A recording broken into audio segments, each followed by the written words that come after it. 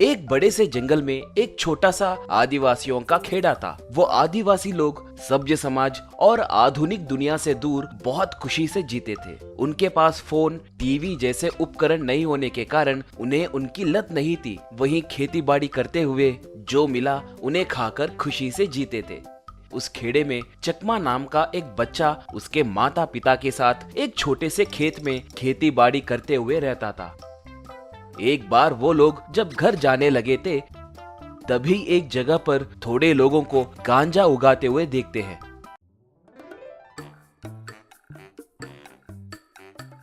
वो लोग तुरंत उन्हें रोककर चकमा के पिता, तुम कौन हो? तुम्हें कभी हमारे गांव में नहीं देखा। यहाँ गांजा उगाना अपराध है। शराफत से इन्हें उखाड़ कर लौट जाओ, कहकर पुकारा। उनमें से एक ने किसी को फोन किया। थोड़ी देर के बाद एक फॉरेस्ट डिपार्टमेंट जीप में फॉरेस्ट डिपार्टमेंट वाले वहां पर आए। फॉरेस्ट ऑफिसर तब, किसने हमारे लोगों को रोका है? इसके पीछे बड़े बड़े नेता लोग हैं। शराफत से अपना काम देखो, नहीं तो मुश्किलों में पड़ोगे, कहकर धमकाया। चकमा की माँ तब, गलती चाहे कोई भी करे, गलती ही होगी। वैसे भी सरकार से तनख्वाह ले रहे हो ना, ऐसे काम करते हुए तुम्हें शर्म नहीं आती?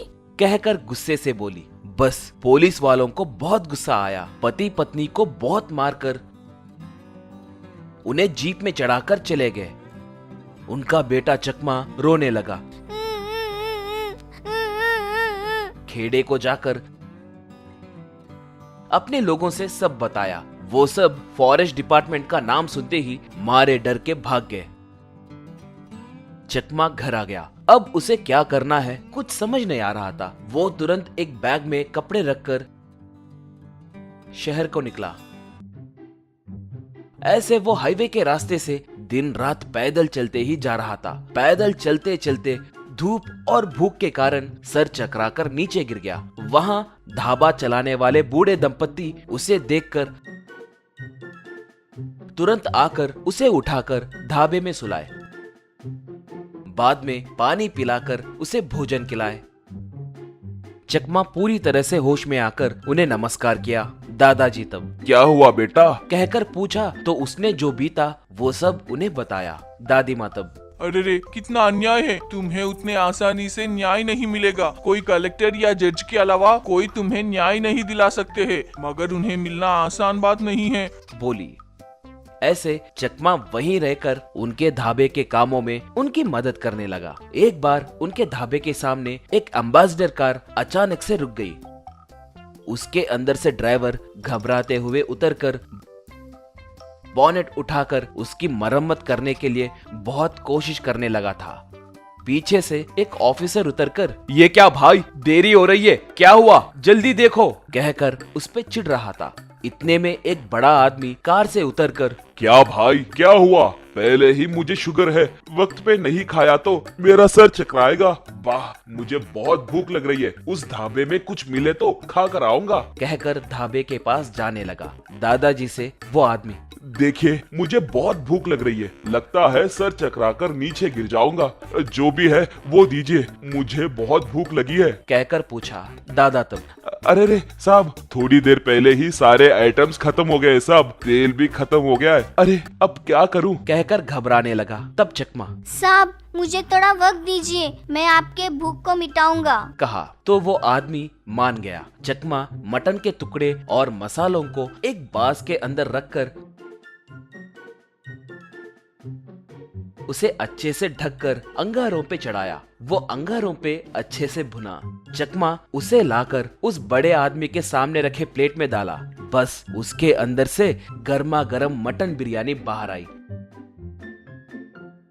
उसे खाकर उस आदमी का पेट भरा।